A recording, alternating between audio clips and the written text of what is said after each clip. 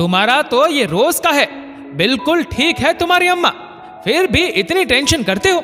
बाकी भाई भी तो है उन्हें देखने को, तुम्हारी जान बसी रहती है माँ में।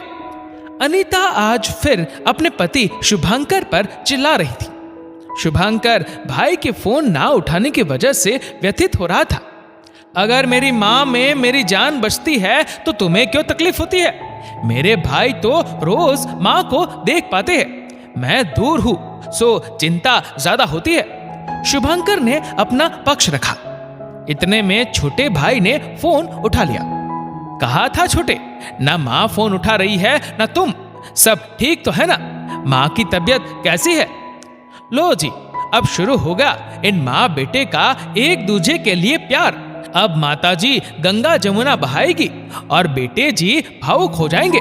बस चले तो गोद में जाकर बैठ जाए अपनी अम्मा की। अनीता बड़बड़ाते हुई बाहर निकल गई। यूं तो अनीता संयुक्त परिवार की बहू थी, लेकिन सास के साथ कभी बन नहीं पाई, तो शुरू के कुछ सालों में ही अलग हो गई। गांव से दूर शहर आने के बाद अनीता ने महसूस किया कि शुभंकर का अम्मा से लगाव और ज्यादा हो गया है। बस ऐसे ही कूदते कूदते कई साल निकल गए। शुरू में तो लगभग हर त्योहार पूरा परिवार साथ मनाता था। हर 2-3 महीनों में वे लोग गांव जाया करते थे, फिर महीने साल में बदलने लगे। अनीता की झुंझलाहट का शुभंकर पर कोई प्रभाव नहीं पड़ता, बल्कि उसका माँ के प्रति लगाव और स्नेह बढ़ता जा रहा था। जब जब माँ उसके पास आती, वो ऑफिस से जल्दी आ जाता, माँ को घुमाने ले जाता, माँ की मनपसंद चाट खिलाता, सिनेमा ले जाता, शॉपिंग करवाता। बीवी के मूड की परवाह किए बिना वो बेटे का हर फर्ज निभाता, पर अपनी मिट्टी, अपने पुश्तैनी घर, अपनी जड़ों से जुड़े रहने का मोह माँ को गांव लौटने पर मजबूर कर देता। शुभंकर और अनीता को औलाद का सुख भी नसीब में नहीं था। अम्मा ने मंदिर, दरगाह, गुरुद्वारा सब जगह माथा टेका। आखिर मन्नत का धागा, आस्था का दीपक रंग लाया।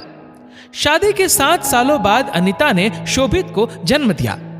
अनीता को यह बात भी अच्छी नहीं लगती जब उसे सब कहते कि तेरी सास की दुआओं से ही तुझे बेटा हुआ है, क्योंकि तेरा पति एक सुपुत्र बेटा है। आज अम्मा नहीं रही, लेकिन शुभंकर को मलाल नहीं, क्योंकि उसने अपनी माँ को जीते जी इतना प्यार और सम्मान दिया कि वो निश्चिंत था। आज माँ जहां भी होगी, उनका आशीर्वाद हमेशा उनके बेटे के साथ रहेगा। देखो डैडी, मम्मा सिलेक्शन से पहले ही बोल रही है वो पढ़ने बाहर नहीं भेजेगी। शोभित उदास होते हुए, क्यों भाग्यवान, तुम कैसे अपने बेटे की तरक्की के रास्ते में रोड़े अटकाने लगी? तुम तो आज के जमाने की माँ हो, भावनाओं में बहने वाली या बेटे को पल्लू से बांधने वाली गांव की माओं से अलग हो। शुभंकर ने तंज कसा। वही नौकरी करते करते ब्याह रचा लेगा। इसकी पत्नी ने इसे रोका तो फिर ये कभी लौट कर नहीं आएगा। आपकी माँ को 4 बच्चे थे, मेरा तो एक ही है। मैं कैसे जीऊंगी, कभी सोचा है? अनीता ने जैसे तैसे बात संभाली। ये बात नहीं है अनीता जी, माँ को अपने सभी बच्चे प्रिय होते हैं। आप मेरी माँ और मेरे स्नेह से चिढ़ती आई है, सो आपको असुरक्षा का भाव सता रहा कि अब आपके साथ आपकी बहू ने ऐसा किया तो क्या होगा? शुभंकर ने स्पष्ट किया। अनीता के पास कोई जवाब नहीं था, क्योंकि आज वो माँ की उस पीड़ा को समझ रही थी। बेटे के दूर जाने का भय उसे इतना स्वार्थी बना रहा था कि वो बेटे की तरक्की में रोड़ा बनने को भी तैयार हो गई। कहीं ना कहीं ये अपने किए कर्मों के प्रति मन में शर्मिंदगी थी कि उसने भी सालों पहले किसी माँ से उसका बेटा दूर करने की भूल की थी। अनीता के कांपते हुए हाथों को शुभंकर ने पकड़ा और दिलासा देने लगे। भाग्यवान, ये समय का पहिया है, कब घूमकर हमारे सामने आ जाएगा पता ही नहीं लगता। सांस से गलत चलते वक्त काश तुमने सोचा होता कि एक दिन तुम भी सांस बनोगी, तुम्हारी बहू भी तुम्हारे बेटे को छीन तुमसे दूर ले जाएगी। अनीता जी बिफर पड़ी। मुझे माफ कर दो शुभ के पापा, मैं शोभित से दूर नहीं जी पाऊंगी। मैं अम्मा की गुनहगार हूँ, अब मैं क्या करूँ? जो मुझसे मेरा बेटा दूर ना जाए। कहीं नहीं जाएगा तुम्हारा बेटा, उठो, रोना बंद करो। इतने में शोभित आ गया। अरे मम्मी, मैं अभी 12th क्लियर किया हूं। आपकी सोच तो टाइम मशीन से भी तेज है।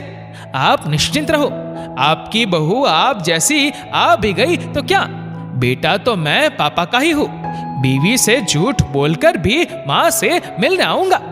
शोभित ने मां को गले लगाकर कहा, बेटा तेरी मां की सोच टाइम मशीन नहीं, एक ऐसा वक्त है जो हर इंसान की जिंदगी में आता है जब उसे भूतकाल में अपनी की गई गलतियों का एहसास होता है। तू चिंता मत कर, मैंने अपनी मां को संभाला है, मैं तेरी मां को भी संभालूंगा। शुभंकर ने अनीता और शोभित को गले लगा लिया। आज अनीता को अपने पति पर गर्व हो रहा था और वो मन ही मन प्रार्थना कर रही थी कि काश मेरा बेटा अपने पिता जैसा बेटा बने। दोस्तों, इस वीडियो को लेकर आपकी क्या राय है नीचे कमेंट करके जरूर बताएगा।